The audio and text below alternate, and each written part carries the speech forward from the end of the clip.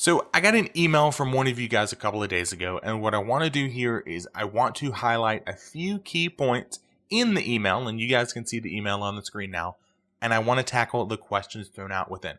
Now, what we have here is a gentleman by the name of Caleb, who doesn't play WoW, but instead he is helping lead or is leading a guild, presumably one of the other big MMOs out there. And he has a question about relationships. Specifically, if two players form a romantic or platonic relationship after joining the guild, after joining the group, whatever the case might be, and how, as leaders, we can foster these relationships, but ensure that there's no bias, there's no favoritism. And what do we do if someone in a leadership position finds themselves in a romantic or platonic relationship with someone not in a leadership position? How do we handle these? He does say here, hey, I know you've already talked about people that join, in groups, in relationships, they join a guild. But what happens when it's the other way around? Two separate people join a guild, they start dating, they start talking, they start being friends, whatever the case might be. How do we deal with it? So, first and foremost, to Caleb, to anyone else who's ever done this, even though I don't think that I can sincerely convey like the appreciation and just how much I love when you guys do it. Thank you. Thank you for this email. Thank you for the support. I really do appreciate it. Seriously. Like I said, me saying it on a video doesn't really do anything, but I do appreciate it. Now, I totally agree that what you said here in this email, that yes, my videos, the majority of the things that I say here, a good chunk of them, can be used in real life situations. They can be used in other MMOs. It's not just World of Warcraft. You guys don't ever think that.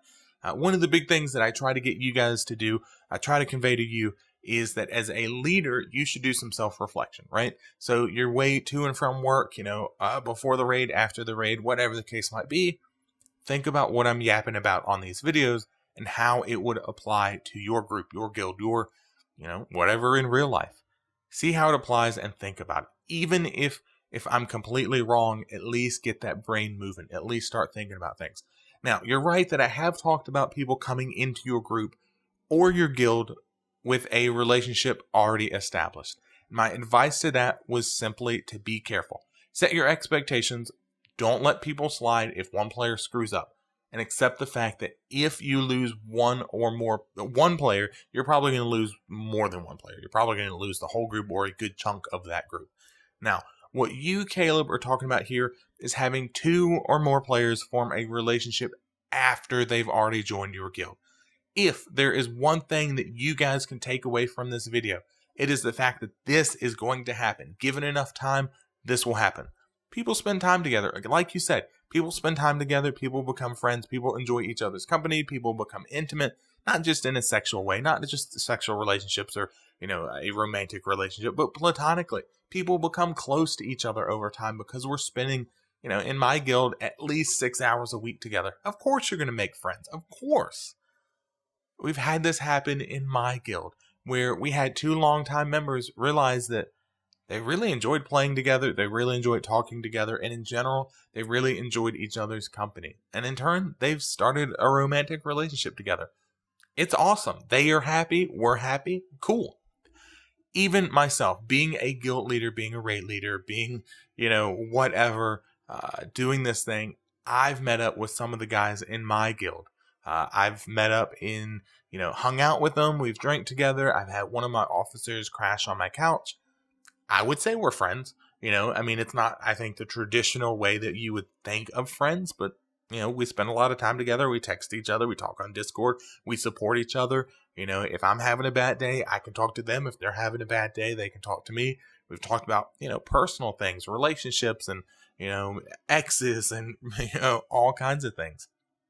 That's a friendship to me. Now, I think the most important question that you have asked here is how do you avoid favoritism or bias when it comes to people in a leadership position with a friend or significant other in a non-leadership position? If there's one reason, well, let me back up here. There is a reason why in the corporate world, romantic relationships between managers and employees are not just frowned upon, but generally speaking, they're against corporate policy. because it's really hard to not be biased. This is super fucking hard to do. In terms of leading a guild, though, there are a few things that you as a leader can do. First and foremost, check your decisions against others in the guild.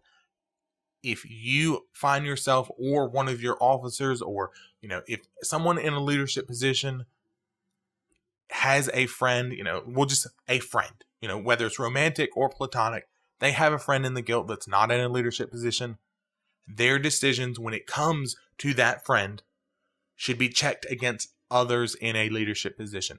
I.e., here is a good example that I can give you. I'm the loot master. I'm the raid leader. I'm the guild leader of my guild. I give out all the loot.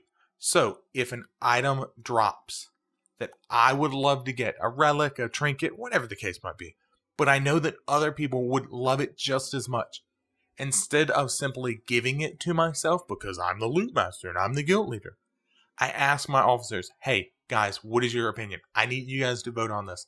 Say something, vote in RC Loot Council. Say something in officer chat. Who gets this item? Because I'm not in a good position to make this decision. It would be unfair of me and only me to make this decision, because it also very much so would benefit me.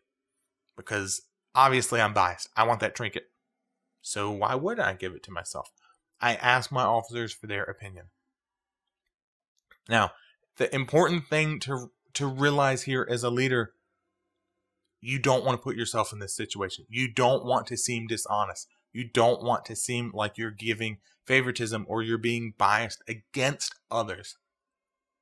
So, make sure that if you have an officer that has a friend that is not in a leadership position, that they aren't the only one handling things for that friend.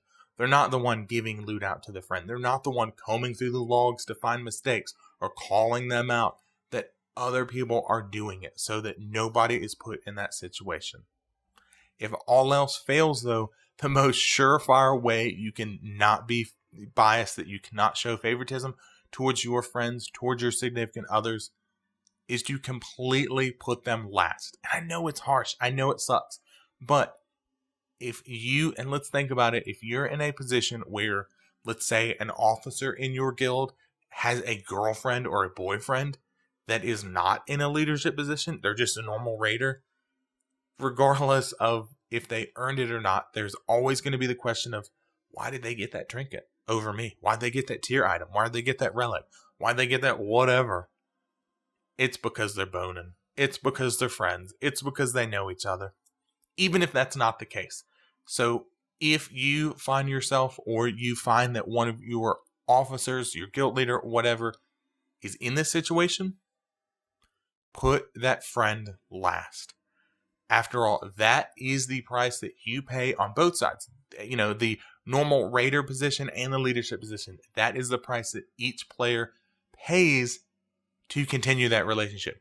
If you're going to be my friend as the guild leader, you need to accept the fact that you're probably going to get fucked over for trinkets. You're probably going to get screwed over for loot, because I cannot have everyone else think that I'm giving it to you only because we're dating. That's the way it works. Now, the second important question that you ask is, if there's a player that is in a leadership position and they're in a relationship with a person that's not in a leadership position, should there be some type of punishment? Should that person in a leadership position step down? Should they not be allowed? If you're two normal raiders and you are really, showing leadership potential, I can't get the word out. If you're showing potential to be a leader and there's an opening, but you're in a relationship with someone else that you shouldn't even be considered? No, I don't think that should be the case. And I don't think that you think that should be the case. Like I said, generally, if we look at a corporate environment, it's frowned upon, right?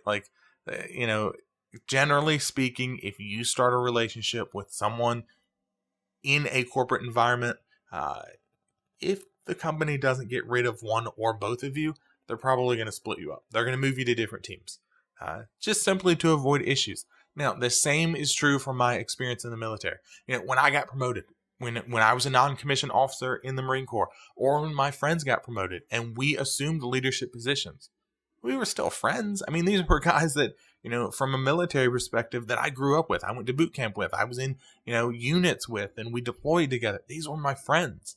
So when they picked up, corporal or sergeant, and I picked up, when I got promoted, we were still friends. That did not change. Now, that being said, though, there does need to be an understanding in the group from everyone. Whether it's, in the military, corporate environment, in the guild, there needs to be an understanding from everyone that regardless of the relationship between people, each player, each person needs to respect the rank of the leadership, not just the person. That means that if you are dating someone that is an officer in your guild, they're an officer in your guild. And that, yes, you may have a relationship with them, but when it's raid time, they're in charge. And you have to put up walls between that. Everyone has to do that. If there's a couple in the guild and one of you is in a relationship, it's the duty of, if there's a couple in the guild and one of you, I can't even read my notes here. If there's a couple in the guild and one of you is in a leadership position, not in a relationship, is in a leadership position, it's the duty of both of you guys to not put either one of you in a situation that can be compromising. Don't put yourself in that situation where you go, oh, well, I'm going to give it to my girlfriend, or he'll give it to me because, we're dating or whatever. Don't do that. Don't put yourself in that situation. Now, this can be done. If this can be done, then yeah, by all means, you're fine. Hold that mantle of leadership. But if it cannot be done, if you find that you cannot avoid favoritism, if you cannot be biased, or if you see this in your leadership, then you need to give someone else that mantle. Someone needs to take over because it's clearly not working and things are going to be compromised. And like I said, you guys may have been, I thinking about it, I don't know that I ever have been put into a situation with a guild or a group where, and now that I think about it, I have been put into a situation where there was a married couple that I used to play with, and both of them would ninja loot items and give them to each other, and it frustrated the hell out of me. Don't put yourself in that situation because it pissed me the fuck off. Now, hopefully, Caleb, that answers your questions, and if you or anyone else comes up with more questions or ideas for videos or anything like that, please feel free to let me know below. Contact me via email, whatever you guys want to do. And until next time, guys, I'll see you.